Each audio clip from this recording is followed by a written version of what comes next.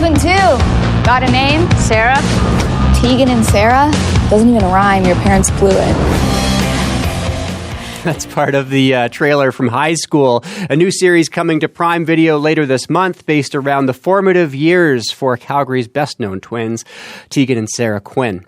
They were back in their hometown earlier this week for a screening, Q&A, and live performance at the Calgary International Film Festival, and I had a chance to meet up with Tegan before the show. Good morning. Hi, Paul. How are you? It's a pleasure to have you on. And I got to say, my late 90s teen self here, Tegan, has just been gobbling up this show. Oh, that's so cool to hear. That's really cool to hear.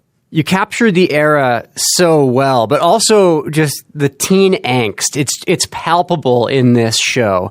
How close to reality, to what you lived through in Calgary as a teen, did the show come? Well, look, I mean, when we set out to write the memoir, which Sarah and I wrote in 2018, it came out in 2019. One of the first big lessons we learned is when you're writing a memoir, you're writing from your perspective. So, you're populating your memoir with your thoughts, your feelings. It's filtered through your perspective. And you tend not to write. If you're doing it correctly, you tend not to write other people's feelings and emotions. And so, I feel like our book is a pretty close recollection of what it was like to grow up in the 90s and our origin story and our coming out story and all of that. But you also have to let many lawyers read it, and they kind of edit out a lot of details that, might bother people or make people upset later on. So by the time, us and our friend Clea Duvall, who's an acclaimed writer, director, and actor, started to develop the show for TV, we were already starting to be like, well, we definitely need to fictionalize even more of the story. Because I think when you take it from the book to the television, it's different. And there's also just a completely different format and a way of telling story on television. So I think what people will see in the show is absolutely the essence and ethos, and very much a familiar look at what it was like to be Tegan and Sarah in the 90s. But I also think, as you just pointed out, it's a angsty look at being teenagers, at adolescence, at coming of age, at sexuality, at what it was like to be growing up in Calgary in the 90s, that time before social media and the internet and cell phones. There's just so much longing in the show, being a teenager is all about being in love with everything, your friends, being bad, skipping out of school, so it's a real love story in a lot of ways. And obviously then just, of course, we tried to be as true to the era as we could. So, it's full 90s soundtrack, true to the time, and just an incredible production team who helped bring to life that era.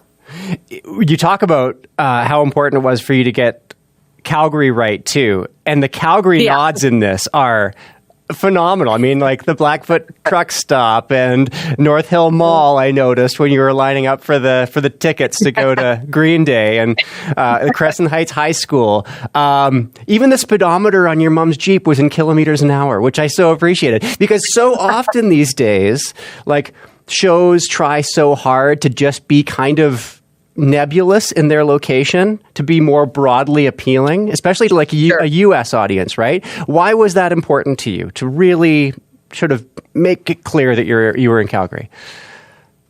Well, I love Calgary. I mean, Sarah and I, we spent the first 19 years of our life here, and it's still home, even though we don't physically live here anymore. And when we were out pitching the show, that was a huge part of our pitch, was that this show had to be made in Calgary. There was absolutely no world in which we would agree to sell our story and develop a show if we were going to shoot it in Toronto or Los Angeles or some nondescript city in the States and pretend it was Calgary.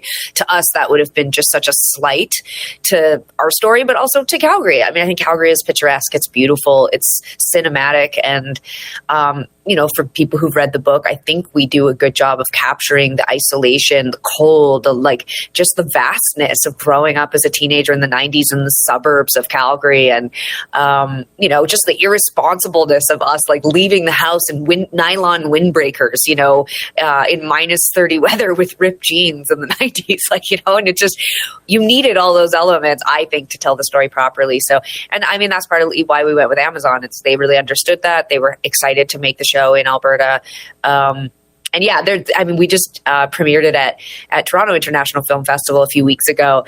And the shot you mentioned of North Hill Mall with Sears, like, you know, its big blue block letters, when it came on the screen, the entire audience gasped and then they laughed. Like, because I think it was like, oh my God, Sears. Like, it really does pay homage to that era in a way that's not pastiche. Like, it's not like, here's another thing that looks like the 90s and here's another thing that looks like the 90s. It's just, you watch the show and it almost feels like you could be watching a show from now, but there's this absence of things we've become so accustomed to, like technology and social media and references to certain things. And we just worked really hard to make it feel like it was in Calgary. I mean, it's also hard. Calgary's like changed so much. So it was like, we're going to have these amazing cinematic drone shots. And then it was like, well, not really like of downtown though, because it's a completely downtown. Yeah, absolutely. Yeah, it would be a very different scene in the late 90s. I imagine it was a real effort to try and find a pair of twins who would, be musical and good performers. I gather you discovered this pair of sisters on TikTok. Yeah, you heard right. One day I was just scrolling on TikTok, as we do these days, and this account came up of this young woman named Rayleigh, and it was just such a funny video. She was just talking to screen, like, hey guys, I'm on my break from work and I bought this sushi. And so I'm having a California roll. And then she's like describing her, but she was just so cute. And it was like, I don't know how to say it other than like, I used to do stuff like that in the 90s. Like, I had a video camera attached to my hand. I taped everything. I filmed everything. I was like obsessed with editing.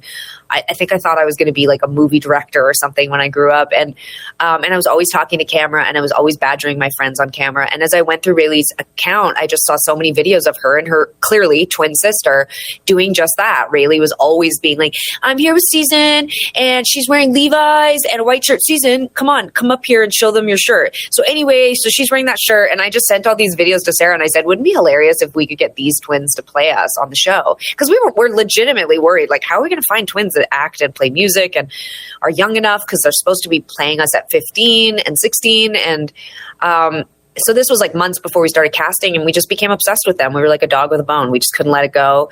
And when it came time to cast the show, they threw a wide net, looked all over the world. We got dozens of tapes of twins. They were all amazing. Honestly, I don't think we saw a bad audition, but everybody felt slick in a way. Like, they felt like actors who also play music, who, like knew what they were doing. And we kept pushing back, like, hey, can we get Season and Rayleigh on tape? No one could figure out how to get in touch with them. So Sarah made a TikTok and just was like, can someone help us find Rayleigh? We need her to follow us. We need to DM her. And within an hour, she DM'd and was like, what's up? And we were like, can you audition for our TV show? Do you know who we are? And she was like, no. Apparently Season didn't want to do it. I think some days she's still twisting her arm, which is very Tegan and Sarah. Sarah didn't want to be in a band. And I was like, come on, we got nothing else to do. Let's be in a band. Right. And their first audition was good. It wasn't like the most amazing thing, but they did a couple coaching sessions and put themselves on tape again. And we were all like, we've got our twins. And we Zoomed with them to tell them. And I don't think they believed us. They didn't even seem like that excited initially. And later on, they called us from home on FaceTime, and their parents were on the video, and their parents were like flipping out because they'd done some research, and they were like, wait, you're the real Tegan and Sarah, and you're making a show, and our kids are going to play you. And we were like, yes, you have all the details right. That is real. That is happening. And they were like, what? So it clicked with the parent generation of these. Yeah, they were like, because they're probably our age. Right, 40. Exactly. You talked there about, just the differences in personality between the two of you. And it's something that's talked a lot about in the show. Reading about you over the years, even seeing you on stage at one point in the early 2000s, I remember you both kind of chirping one another in between songs. It hasn't always been like a super smooth relationship. Where are you guys at now in your performing and professional careers and whatnot together? Well, this is our last interview, and that's why it's just me. Sarah and I are breaking up our band. Right. Look, we always say to people when they ask what it's like to be in a band with our sibling or with a sibling, I'm just like, well, do you have siblings? And if they say yes, I'm like, can you imagine being in a band with your sibling? And they're like, no, I would murder them. And I'm like, yeah, it's like, it's hard. It's sort of this, it's like an extension of childhood or adolescence in a weird way, because you're always with your family. And I think Sarah and I have worked really hard to create independence and autonomy and have, a lane that's just ours outside of music, so that we feel like we grow as individuals. But also there's something really special about what Sarah and I do together. Clearly, like, we love to write and create and collaborate. And so it's hard. In the show, I think we are able to capture and reflect a different kind of perspective of what people think of twins. I think there's an idea out there that you just get along and love each other. You have this natural best friend who's just with you, a shadow, if you will, your whole life. And that's the case in some ways, but it's also really difficult being a teenager and figuring out who you are and going through that horrible adolescent phase that everybody goes through. Like, that's hard when you have someone who looks just like you, who's going through the exact same thing at the same time. Sarah and I shared friends who shared guitar. We, used to beat the crap out of each other. We were tough on one another, and we often didn't confide in one another. We didn't often come to each other for support. And so, there was an isolation. And I think that's something the show does beautifully, is it captures, how the people closest to you sometimes are the furthest away from you. They're not the people you feel like you can confide in, because they are so close to you. You feel like you have to create distance. And so I think the show is really beautiful in that way. I think it captures not just the adolescent experience, because the show obviously delves into our parents, it delves into some of the other people in our world.